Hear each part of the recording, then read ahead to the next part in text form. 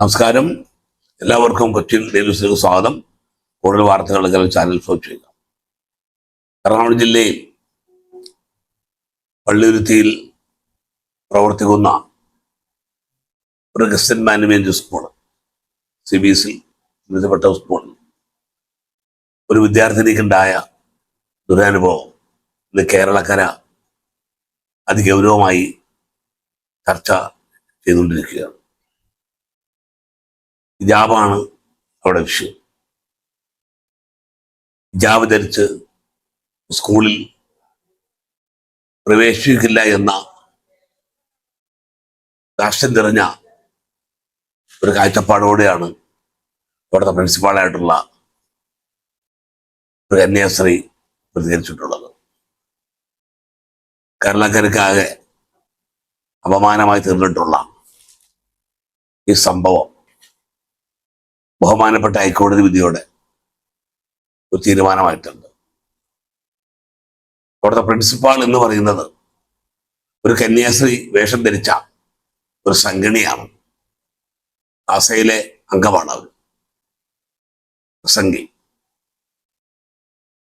കേരളത്തിലെ ഏറ്റവും കൂടുതൽ വിഷം തുപ്പുന്ന സംഘി വക്താവായിട്ടുള്ള ശശികലയെ കടത്തിവെട്ടുന്ന രീതിയിലുള്ള പെരുമാറ്റങ്ങളും വർത്തമാനങ്ങളാണ് ഈ സംഘടന പ്രിൻസിപ്പാളിന്റെ ഭാഗത്തുണ്ടായിട്ടുള്ളത്.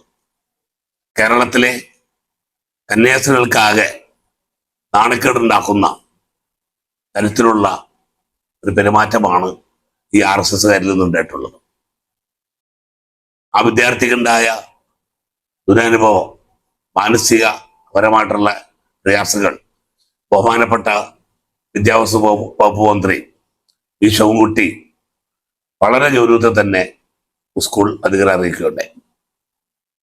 ഞങ്ങളുടെ സ്കൂളിൽ ബന്ധപ്പെടാനും കൈകടത്താനുള്ള അധികാരമൊന്നും സംസ്ഥാന ഗവൺമെന്റില്ല എന്നുള്ള രാഷ്ട്രം തെറിഞ്ഞ ഒരു വാക്കാണ് അവരുടെ ഭാഗത്തുണ്ടായിട്ടുള്ളത്. അതുപോലെ ഒരു വക്കീലിന്റെ ഭാഗത്തും, അതുപോലെ ഒരു ക്രിസംഗി കാസ മെമ്പറുമായിട്ടുള്ള ഒരു PTA പ്രസിഡന്റ് അവർ നിയമിച്ചിട്ടുള്ള. ഇത് കേരളത്തിലാണ് നടക്കുന്നത് എന്ന് നമ്മൾ ചിന്തിക്കണം. അതുകൊണ്ട് എനിക്ക് ആദ്യമായിട്ട് കത്തോലിക്ക സഭയുടെ അഭ്യർത്ഥിക്കാനുള്ളത്, ഈ തരം RSS മനോഭാവമുള്ള വർഗീയ വിഷം ചീറ്റുന്ന ഈ തരം കന്യാസ്ത്രീകളെ സഭയിൽ നിന്ന് പുറത്താക്കണം എന്നുള്ളതാണ്. സഭക്കാകെ മാനക്കേടാണ്. ഈ കന്യാസ്ത്രീ വെച്ചിട്ടുള്ളതും ദുരവസ്ത്രമാണ്. അവരും തല മൂടി കിട്ടിയാണ് അവർ വസ്ത്രം ധരിച്ചിരുന്നത്. അതേ രീതി തന്നെയാണ് വിദ്യാർത്ഥിയും ധരിച്ചിട്ടുള്ളത്.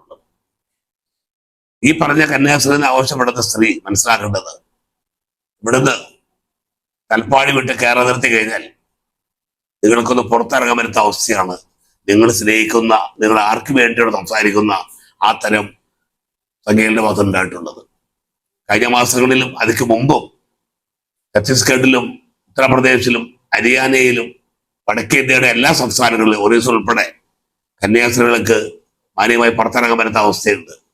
എന്തിനേറെ പള്ളിയിലെ അച്ഛന്മാർക്ക് പോലും പുറത്തിറങ്ങാൻ പറ്റുന്ന അവസ്ഥ അവിടെ സംജാതമാണ്. അതിന് നിലകൊള്ളുന്നതും പ്രവർത്തിക്കുന്നതും നിങ്ങളെന്ന് മൂടുതാവുന്ന ഈ സംഘി പ്രവർത്തകർ തന്നെയാണ്. അതുകൊണ്ട് കേരളത്തിലിരുന്ന് എന്ത് വിളിച്ചു പറയാമെന്നുള്ള ദാർഷ്ട്യം നിങ്ങൾക്കുണ്ട്. കാരണം കേരളത്തിൽ നിങ്ങൾ സുരക്ഷിതമാണ് എല്ലാ അർത്ഥത്തിൽ. പക്ഷേ നിങ്ങളെപ്പോലെയുള്ള സ്ത്രീകൾ നടത്തുന്ന ഇത്ര വർഗീയപരമായിട്ടുള്ള പ്രഭാഷണങ്ങൾ സഭയ്ക്ക് തന്നെ നാണക്കേടാണ്.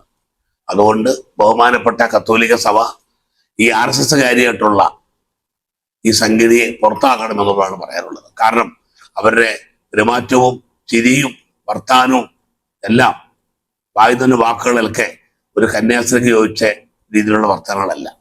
തികച്ചും ശശികലയെ പോലെയുള്ള വിഷം ചീറ്റുന്ന പക്ക സംഖ്യയായിട്ടുള്ള അവരെ കടത്തിവെട്ടുന്ന രീതിയിലുള്ള പെരുമാറ്റമാണ് ഈ കന്യാസ്ത്രീ ആവശ്യപ്പെടുന്ന ഈ സംഖ്യയിൽ നിന്നും നാം കേട്ടത്. അതുകൊണ്ട് ബഹുമാനപ്പെട്ട ഹൈക്കോടതിക്ക്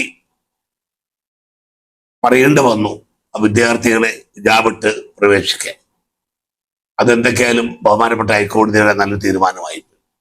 ഇത്തരക്കാർക്കെല്ലാം ഒരു പാഠമാവട്ടെ. ഒരു വിദ്യാഭ്യാസ സ്ഥാപനം ഉണ്ടെന്ന് കരുതി എന്ത് വാക്കും RSSനെ സംഘി പരിവാറിനെയൊക്കെ സൂചിപ്പിക്കാൻ വേണ്ടി നടത്തുന്ന ഇത്തരം വാർത്തകൾ കേരളീയ സമൂഹത്തിൽ അനുവദിക്കാൻ പാടില്ല. ഇതിനെതിരെ ശക്തമായ പ്രതിഷേധം കേരളത്തിൽ അലയടിക്കേണ്ടതുണ്ട്. ആ തരത്തിലുള്ള അവർ പ്രതിഷേധങ്ങളും മറ്റും പന്ത്രണ്ട് ഭാഗത്ത് ഉണ്ടായിട്ടുണ്ട്. അത് മഹത്തൊരു കാര്യമാണ്. എന്തൊക്കെയായാലും ഒരു വിദ്യാഭ്യാസ വകുപ്പ് മന്ത്രിക്ക് ഒരു സമുദായത്തിന്റെ പേരിൽ നടത്തുന്ന ആ വിദ്യാഭ്യാസ സ്ഥാപനത്തിന് നേരെ പറഞ്ഞതിൽ വളരെ അഭിമാനമുണ്ട്. അതുപോലെ തന്നെ കേരളത്തിലെ ഭൂരിഭാഗം ക്രിസ്തീയ സഭകളും അച്ഛന്മാരും ഈ സംഘടനയുടെ പ്രസ്താവനയ്ക്കെതിരെ തീരുമാനത്തിനെതിരെ ശക്തമായി പ്രതികരിച്ചിട്ടുണ്ട്. അത് നല്ല കാര്യമാണ്. അതുകൊണ്ട് വരും നാളുകളിലും ഈ സ്ത്രീയുടെ ഈ തോന്നിവാസത്തിനെതിരെയുള്ള തീരുമാനത്തിനെതിരെ ശക്തമായ പ്രതിഷേധം ഉയർന്നു പറ്റിയത് മാത്രം പറഞ്ഞുകൊണ്ട് ഞാൻ വാക്കുകൾ അവസാനിപ്പിക്കുന്നു. നിങ്ങൾക്ക് എൻ്റെ നമസ്കാരം.